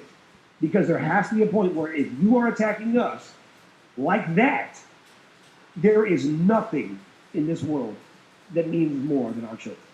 If we don't have the heart to protect our children, we do not deserve to exist as a race, period. Well said. One father to another. Thank you, guys. Thanks, Andrew. Okay, would you mind shedding light on the following? As Kim and the Speak Project continue to expose the futility of the elite, yet ironically their refusal to cooperate with Kim appears to be by their design to collapse markets, devalue currencies, etc., in order to implement their own centrally controlled crypto-run society with power concentrated in the hands of the few. Two paradigms of collapsing the old system. I'm not sure what the question is. I know, I was just reading it. There wasn't really a question mark at the end. It sounded like the beginning of a movie, like, as Kim and the Speak Project come together. Continue to expose the futility of the elite. I think it's more about Thomas has done a ton to expose the futility of the elite, by the way. And I think it's about the crypto. In order to implement their own centrally controlled crypto-run society with power concentrated in the hands of the few. Yeah, so I think that's where it went. So the cryptocurrencies will never be acknowledged by the actual financial system. Now, they currently have a system that works to, kind of use pretty much something like you have a coupon, right, or a token, and Dan is actually an expert in this world. But for this case of what the actual global financial system does, this will never be allowed in. He will not allow it. So every time they have these, you're right, they were designed like the Fed coin, right, and Libra. Now the Fed coin actually goes back and connects to Libra, right? This was their grand design to take over the world because you've already harvested everyone's, their lifestyle and everything about them on Facebook, right? Everything is laid out there, right? So they could take that, basically power it by people's life energy. They use the Fed coin, it connects back to Libra, and in this, they would basically, the asset backing it would be us, right? Now, that won't happen because Kim is giving the assets back directly to the people. So that's that part of it. As far as exposing them, no, they're digging their heels in. I would say this, Kim trained directly with Marduk, right? Now, this was her mentor for a couple of years. And Kim is a very, very quick study, and as he did, it was somewhat abusive, but he also, had other sides to it. He taught her a lot of things. He's also the one who wrote the Sun Tzu Art of War. Okay, he is Sun Tzu. So now he was an expert at these things, and Kim picked it all up. And you know what? I would say she picked it up so well that she's better at it than he was. And the evidence of that is she's still alive, and he's not. But she's just a girl. I'm kidding. People have she's, said that. she's just a girl. I know so many people have said that. It's such an insult. Yeah. So he's dead. He's dead, and that was at Kim's hand. He exposed himself in his true nature, attacked Kim, and she defended herself, and he died that day. And she made sure that he will never come back because actually, she had to take his head and take his heart and to make sure that he couldn't come back. And that's how that kind of stuff works. Now, 154 others also died the same way that day. And for anybody worrying about how that happens, all I can say about it is Kim understands the light source energy, this God energy. She can draw it in to heal herself and others, and she can also let it out and use it as a weapon. So what I would say is that all of these characters went down the same day, and they were all taken down by the light. Ah, hooray for Kim. I love her already. I don't even know her. Okay, I think we have a question from Archbishop Gerald Amino, so I'm going to unmute him. And there you go. Archbishop, are you with us? Well, You know what? I want to answer this question, Lisa. What? Oh, yeah. Go ahead. Go ahead, Bishop. Good evening, Hank, Lisa, and Dan. yeah. I have Good been evening. asked by my people in Africa, if Steve Mnuchin is such a crook, how come we keep seeing him on the news every day? Because the news is run by crooks, by criminals. That's why they repeat the same boring, played out lies every single day. The mainstream media you can get a better understanding about what it has become if you go to CIA.gov, G-O-V, and you can go to the library there and you can look up Project Mockingbird. It is the project that was designed by the CIA to infiltrate every aspect of the mainstream media and use this as a tool to spread propaganda to control the way that people think, what they create, and what they believe to be real. Most directly, you can reference the CIA director, I can't remember what it was, when he said that somebody, he was asked about when the disinformation programs will be over, and he said they will end when everything that everyone believes is a lie. Something to that effect. So that's why, because, Steve Mnuchin is part of the cabal. He's the chosen one, for the to be the head of the treasury, and the Rothschilds have all made him think that he's empowered and imbued with the righteousness or the unrighteousness of the devil, right? So he can do whatever he wants. He's actually told Trump and Kim that he is the one who's in charge. He is the god of this world, of the financial system, and nothing happens without him. And he has done absolutely nothing, accomplished nothing, and he is nothing. And I would have to believe he might even be, he's been supposed to be fired 3 times. But he has no respect for anyone as the whole system. And unfortunately, all the lemmings at the top of these organizations, right, they've seen the Rothschilds, I don't know, bend steel with their mind or something, right? So when they all cower in fear of these, impotent pedophiles that, want to make them do horrible things. So I would say pretty much all of those people who bow to them should move, but be removed immediately. So that's why Steve Mnuchin's out there. The mainstream media is a complete hoax, and so is Steve Mnuchin. Absolute joke. Not to chime in late. It was William Tate. The CIA director. Can you all hear me? Yeah, go ahead. Go ahead. Okay. Since Trump and Kim are working together, thanks, when you want to share things with Trump, why can you not do it with Kim? Or I do. From Kim, Right. Yeah, there's no, we do it that way. Kim has direct access, but it's still something. Everything Trump does is monitored very heavily. She has a terminal there, a direct access to speak to him as needed. But even that is stuff that is, people are picking it up and probably will see on some level. Is there somebody still watching him even though he's got this direct link to Kim? Yeah, I'm sure. They have eyes everywhere. And they've got this thing pretty hemmed up. They're watching things at all times, every place. So, yeah, there's always things happen. But and then if he makes a move, it's like, who's there, right? I mean, Kim gave put out the video there of Steve Mnuchin, handpicking a 13-year-old girl out and raping her at a party that he set up, right? And destroyed his marriage. But even with that, he's so bold because why would you care? Because the whole organization is a whole group of pedophiles, right? everyone else like, yeah, what are they gonna do? Can you cheer on Steve Mnuchin do this horrible thing, right? Put it out there to the public when everybody else in this group is also guilty of the same thing. They're not gonna put it out because they know they did the same thing, and somebody's got to tape on them. So that's part of the challenge, right? And that's something that that's designed by the Mossad. Like they figured that out a long time ago. That if you wanted to control the governments, right? This is actually written way back. There's I forget what the document is from the Zionists in 1865. They outlined exactly how they would do this, and this was part of it.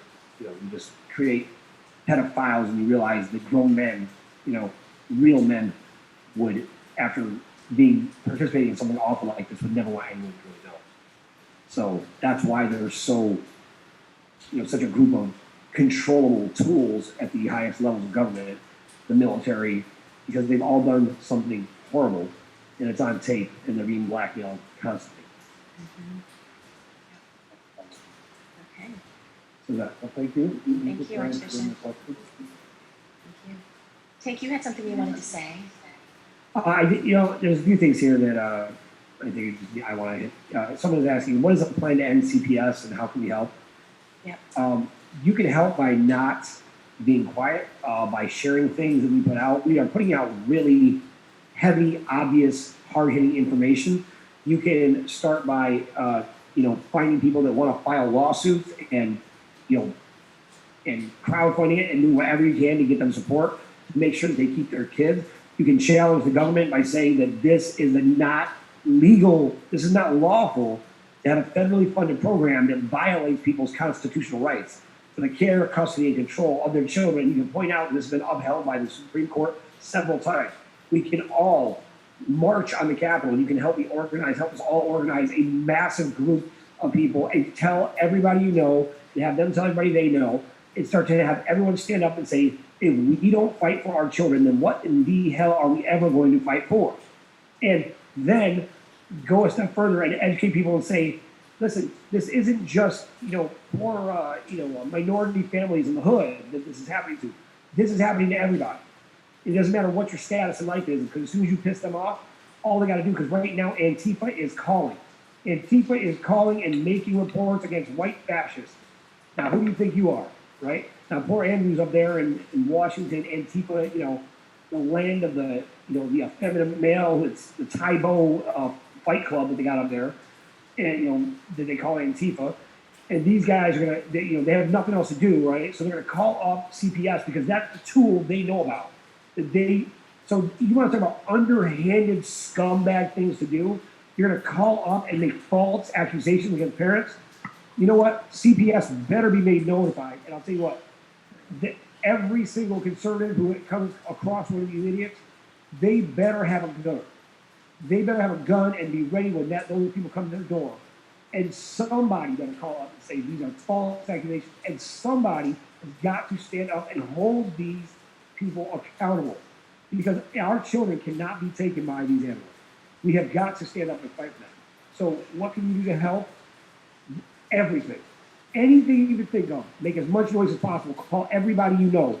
Start fund rallies. Talk to the PTA. Go to your school. These are things I do here. I was just at PTA meetings. I keep going to vaccine meetings. I'm speaking at them. Make noise and don't stand down, because they're trying to take the most precious gift we have. You have something called philoprogenitiveness, the natural love for our offspring. If they are able to destroy that in people, if they're able to take that from us, they take everything it means to be human. We can't let that happen. There's nothing in this world more important than that fight. Nothing. CPS is an enemy to the state. The whole organization is unconstitutional. They should be shut down immediately. And everybody should tell everybody over and over and over again, until people are worn out and disgusted and don't even want to talk to you, because when they see you coming, they know you are going to talk to me again about the CPS. Because that is not child protective service, it is a child pedophile servicing. If you live in Arkansas and you're a judge, or you're somebody else who thinks they're important, you can just call them up like a pizza, right? And you can have them deliver to your house like Chinese food. Any kid you want. Now, how in the hell does that still exist? So That's one place to start. But right now, it is not a big enough issue. We have got to take down these social media sites. We've got to make the mainstream media pay attention. We have got to overcome this obstacle because we have them beat. You know, there's a million of us to one of them. We should be overwhelming them. We cannot come and sit before God and say, yes, all our kids got killed because there's only 7 billion of us, and they had, you know, 1 million people. There's only about 1 million of these people in the whole world, maybe 2 million. That's pathetic. We have to stand up every chance you get, make a scene, make a fool of yourself if you have to, but get their attention. That's what needs to happen. Agreed. All right, next one is I put a couple in there, but there's others in there as well, and I have a few more. So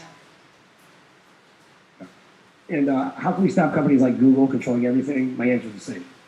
yep. We have got go to Google, get 20,000 people and walk up to Google and take their computer systems out. Call your militia. Get everybody. The militia needs to be armed and organized, and the militia needs to be people that actually know what the hell they're doing. All of our veterans need to be standing up and getting people trained, teach them how to fight. So not so that we're going to fight, so that they know we know how. So that they know we're not so drugged down that we don't know how to take a stand and that we won't take up for ourselves. So they know that we are not in this alone. So they know that we are unified, organized, and we have already set the bounds and we've crossed it and do not take another step.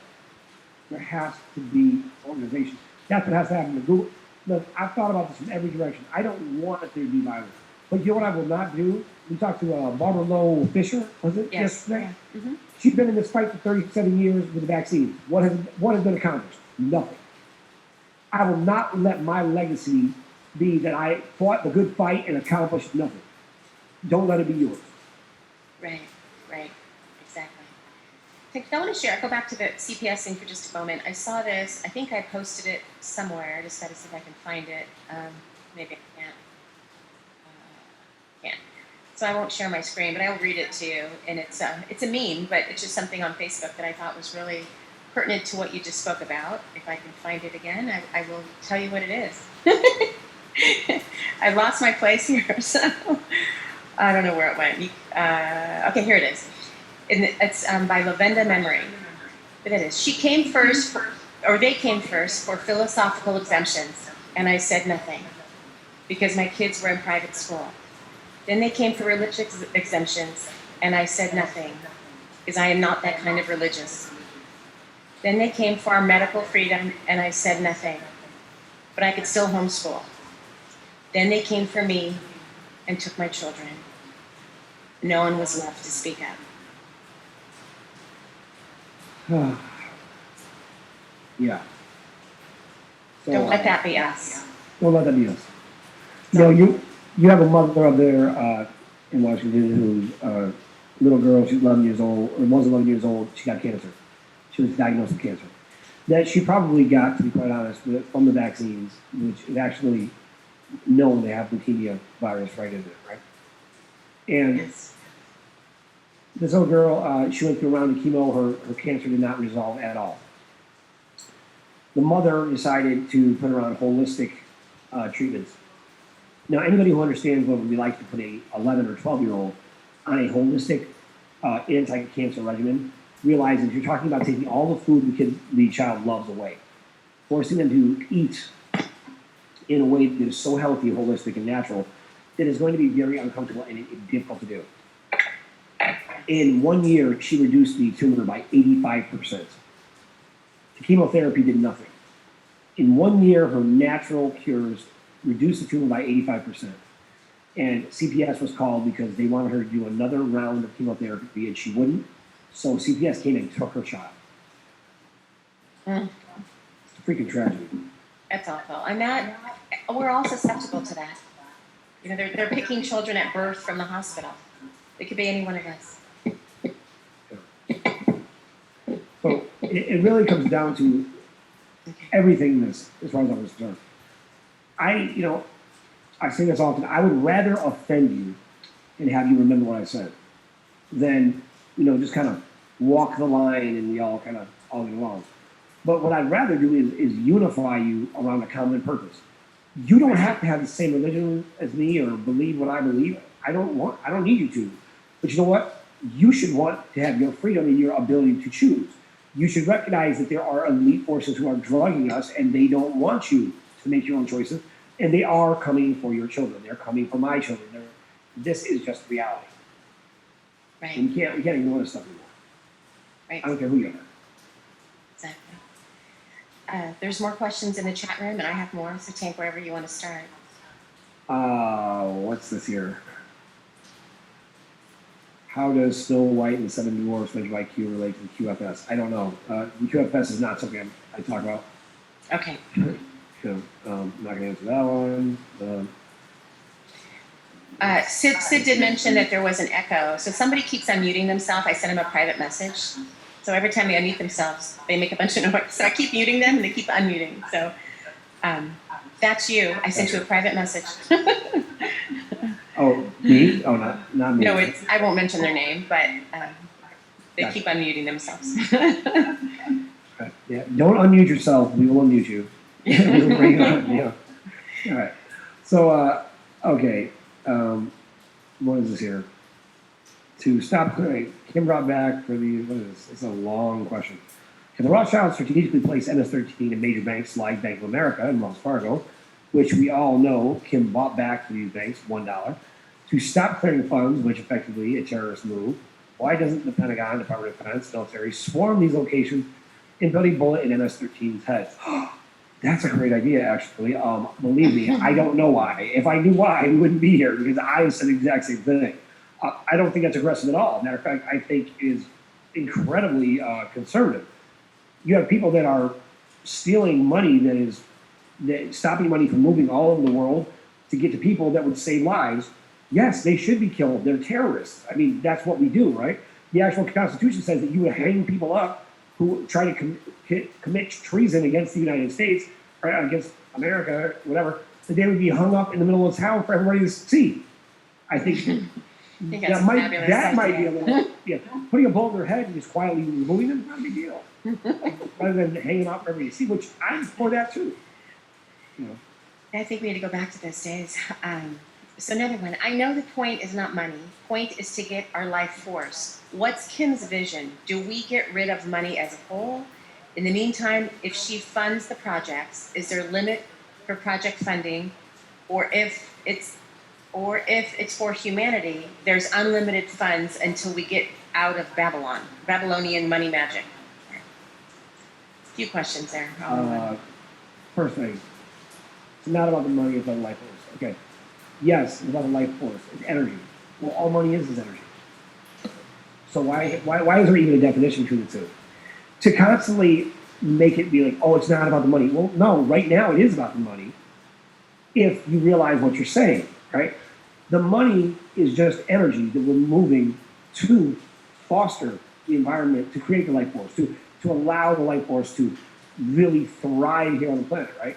So yes, in this case, it is about money. There's a transition because the rest of the world is looking at the money. So we have to understand the money comes in, controlling the money and really putting the money in the hands of the people to say, look, this money will only go to this aspect of government because these other aspects are not even part of the government. They're all corrupt. They're doing corrupt things. So if they're not going to operate, and this is what Kim is doing now, she's controlling and saying, if you will not operate by these rules, you will not receive money, period. Now that same thing, she needs help with that. So the money needs to be put in the hands of the people so the people can say, no, we're not going to fund child protective services. Our government draws its power from the government, right? So it's not about the money, but I use this example. As a slave, it's not about the chains. But as long as the chains are around my neck, the first thing that has to go or has to change is those chains, right? It's not about the key, but it's about getting that chain off my neck. Now the money, if that is what is holding us all hostage, and that's what we're using right now, well, right now, there is a focus on money. And when it comes to the life force energy, what was the next part? As far as the long-term plan goes, yes, 60 years, 70 years, 100 years, maybe we'll get to a society that does not use money. Right. Money, though, is not evil. It is the love of money that becomes evil. It is people being allowed to hoard money and use it to control other people. anytime bad people have weapons and they're using them against other people to control them, all of that is bad. So the money is just a tool. The money is neither. Look, it doesn't matter if I live in a trailer park or I live in a mansion. I don't change who I am because I'm not materialistic. But I like nice things. Now I can have nice things. It doesn't affect me. Right? Now, if I start to say I need nice things to define myself, and then that becomes a problem. But you can be flat broke and be like, I'm just keeping it real because I'm not materialistic, and you be just as materialistic because you think those things matter. They don't matter. It's not really about the money to me, but I don't have to say that. I can still. Oh, go ahead, Dave. Go ahead. I raised my hand like the traditional way. So. Yeah, we didn't see your hand, Dan. I'm sorry. You're going to have to wait and raise your hand properly. I was going to do both simultaneously, right? So to weigh in on the money side, it's not that money is evil. It's that when you charge interest, it becomes evil because the root of what money is about is an exchange. It holds a value of your labor. So whatever you did to earn that labor, that you created something. You created, you're a farmer. You created grain.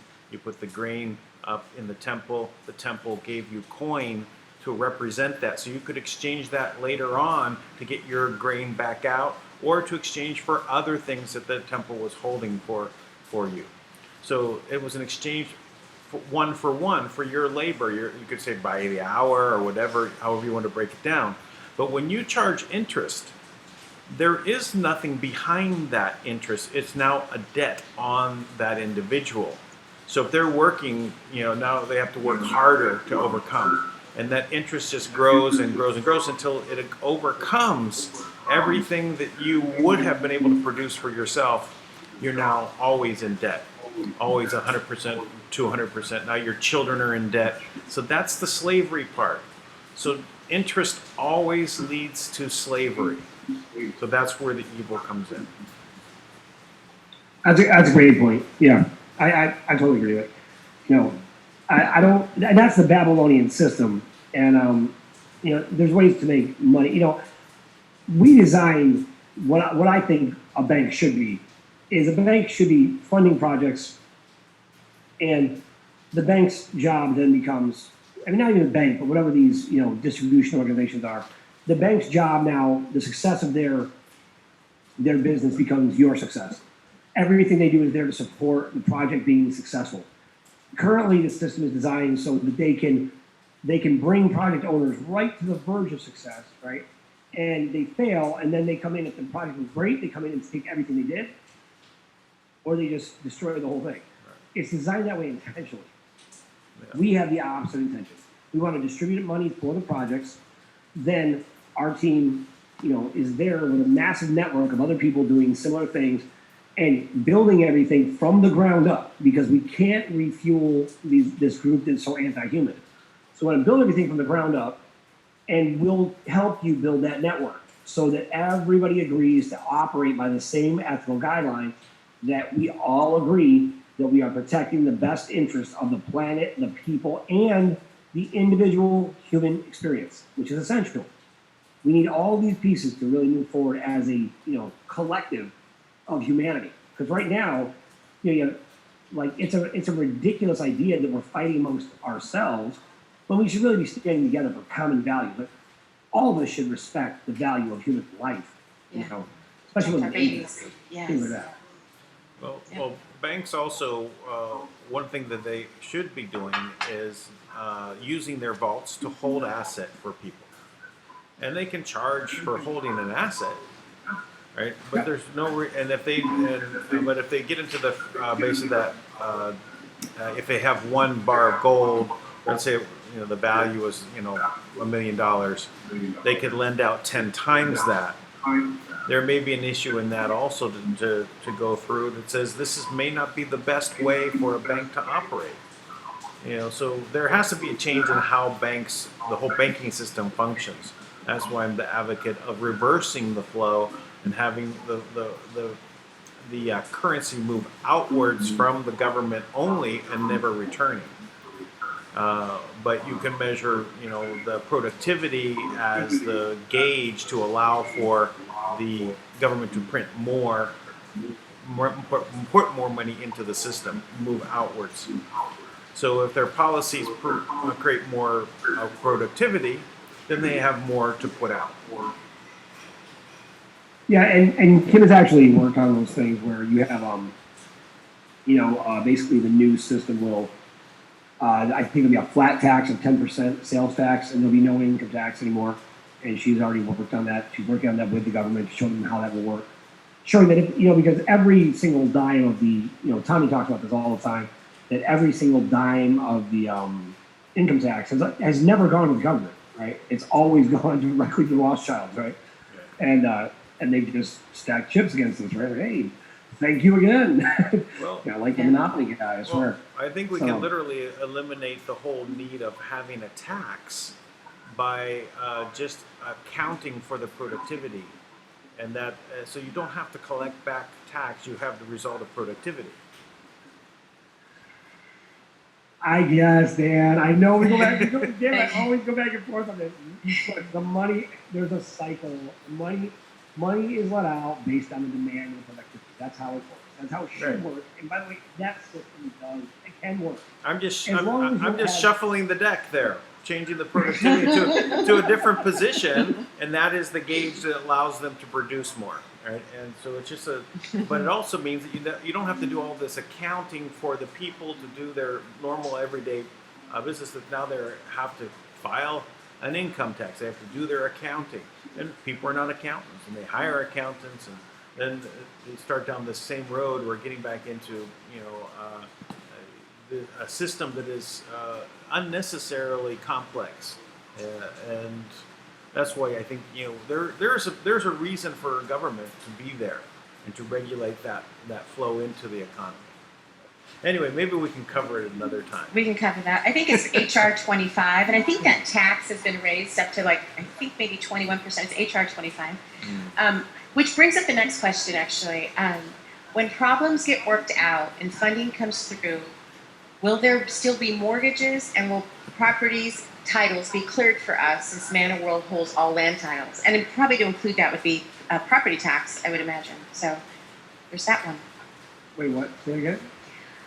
When the funding comes through, will there still be mortgages, and will property titles be cleared for us, since Manna Trust holds all land titles? Clearly cleared for us, as far as will we be allowed to own land again? Well, I'm thinking if they're going to, I think the question really is, are they going to forgive the debt? It sounds like. Maybe that's the question. I'm not sure. I'm just reading it. Yeah, all of these debt forgiveness programs and things of that nature, these are things that you're going to have to figure out and define for yourself and ask for them and figure out how they work in the system. These are not things that Kim's just going to, hey, everybody gets a free ride, right? Do whatever you want. It's not going to happen. There has to, and there's also this sense of entitlement that a lot of people have. Like, oh, well, we're just going to all be okay, right? No, that's a socialist idea. I'm like, everybody is just fine. That's not going to happen. Jubilee type situation. Yeah, like, if you want change, you are going to have to come get it. You're going to have to go out and make it. And if you want whatever it is that you want to happen, you're going to have to draw up the plans and say, this is what I think will work, and this is how. And then, you know what? She's been asking for that. Get your act together. Get on it. Everybody, not the person who asked the question, by the way. I'm just in general. Get on it and actually start doing it, putting down some ideas and put things together. Now, we've done this.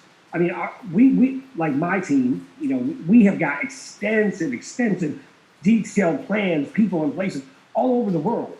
And you know what? And I'm going to put all of them to work, and they're going to own their own projects.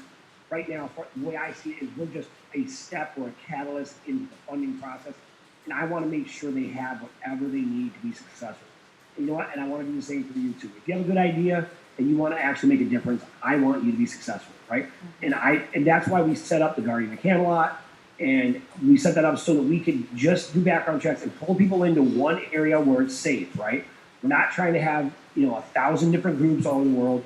We want everybody to be in the same network that's secured. We know these people are. We can bring the vendors in so that we do business with the other vendors.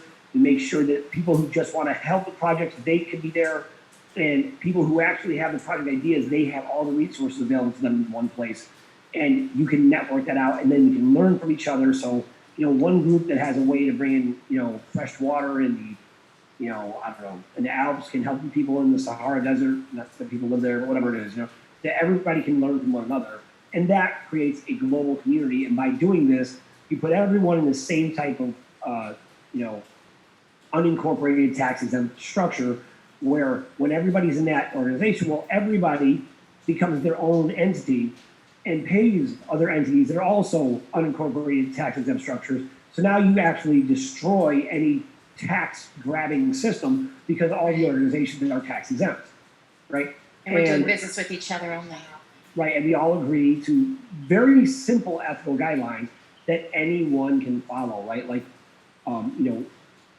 this came up with this gentleman who wanted to attack me and Ken and whoever, and basically, tried to say that I was Langley too, or I was CIA because I didn't respond to his email fast enough, right? or whatever it was, right? And just titled his emails with all types of, ignorant, language that just isn't necessary to be put out like that and to spread. And then told me if I wanted to be cleared, if I wanted to be healed, I could come to him. I'm like, my God, the last thing I want is to wake up feeling like that guy feels, angry and entitled, and clearly with a God complex. I don't ever want to feel that way that he feels. So, but there's ethical guidelines that we can all agree on, right? That we're going to act in the best interest of each other. That we're going to take care of each other. That's what we should do. That's the way that business should work. It doesn't have to be an argument. You don't have to do things my way, and no one has to do things. We can all have our own independent freedom to operate with one another and allow each other to thrive. And we ought to want that. We ought to want, everyone else to thrive. Yes. Not just ourselves. Right. Agreed. Agreed. Shared Indeed. values. Shared values, right? Yeah. Okay. So do you want more questions, Tank? Honestly, we might have to do this again tomorrow because I have another 20 questions here. Yeah, you do, and I didn't address any of them. Okay. So I'm sorry about that. No, it's good. We got to call it a night, though. I think that's just enough show. And 2 hours is good. So Can I finish with one thing? Somebody did send a great poem. It was actually Andrew, so he sent this to me. It is good to finish on a good note. Our deepest fear is not that we're inadequate. Our deepest fear is that we're powerful beyond measure. It is our light, not our darkness, that most frightens us. But playing small doesn't serve humanity because there's something enlightened. Can you hear me? Mm-hmm. Yes. Yep. Did you lose me? No, you're good. Go ahead. I think I lost you. We hear you. We hear you. Okay, can you hear me? Yes, we Okay, did. We okay. heard you every All right. step of the way. All right, you start, or I'll start. It is our light, not our darkness, that most frightens us. But playing small doesn't serve humanity because there's nothing unenlightened about shrinking away so that others don't feel insecure around you. We are all meant to shine as human beings. It's not in some of us, it's in everyone. And as we let our own light shine, we unconsciously give others permission to do the same. And we are simultaneously liberated from that false evidence appearing real, FEAR, that took a while to, okay, that's it. That's it. That is my favorite Yeah, thing of all time. I love that idea. I always tell people that. You, as far as I'm concerned, I feel like this. If you are exceptional, you have an obligation to be that. If you are light, all you should do is shine. Right. And that is exactly what is in every one of us. This whole conversation started out asking about God. And Yes. Isn't God over everything? Well, yes, God is over everything. But you know what? If you are a Christian and you're in the Bible, well, then you should look at what the Apostle Paul says. He walks up to these people that have been talking about God, and he's like, what? Don't you know that the Holy Spirit is in you? Right? Well, everybody talks about the Father, the Son, and the Holy Spirit. Now, if God is in you, where do you think you're looking for God at? Where do you think you're going to find him? He's not just over everything. He's in everything. Now, the reality is this. If you are ever going to find God, it's going to be in you. Right. Agreed. Indeed. Tui. So, Thank you, Tank. That was awesome. There's so many. We got one last message. I'm tearing up from that. Thank you. So I think there's lots of questions to be finished, but that was great. 2 hours is good, and thank you, Tank, for answering all of our questions. man, like, and everybody here, thank you all for being part of this and your patience with us, and hopefully we helped a little bit. And hey, Dan, Tui, thank you guys so much. We will. I guess we might have to do a Q&A tomorrow night too, so we'll see. I'll make sure everybody's questions do get answered, by the way. We'll make sure something else. Yes. Love you guys. Thank you. Thank you. Thank you guys for coming on. All right, thank Much love and blessing from Fiji.